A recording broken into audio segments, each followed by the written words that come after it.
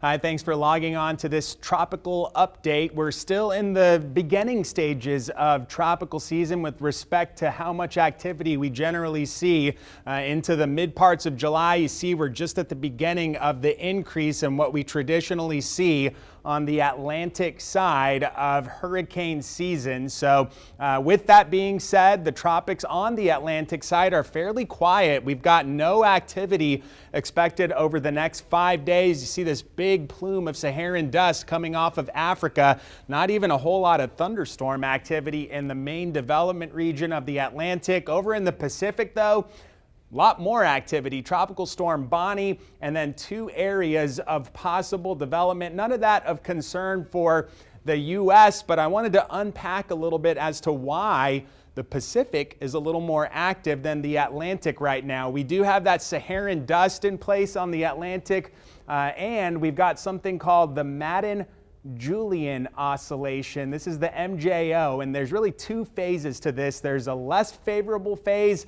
and then a more favorable phase, which is still out into the Pacific. But right now, much of the Atlantic is in this suppressed zone of the MJO, and this is going to be the case through the next several weeks. It'll start to back off a little bit by the next week, July the 15th, and then as we jump into the July 20th time frame, that less favorable region of the MJO starts to move a little bit farther to the east, and a more favorable region starts to approach from the west. So we'll see and revisit if the tropics get a little more active on the Atlantic side heading into the end of July, given this outlook. But what I'd expect for the time being is a quiet Atlantic for the next several weeks.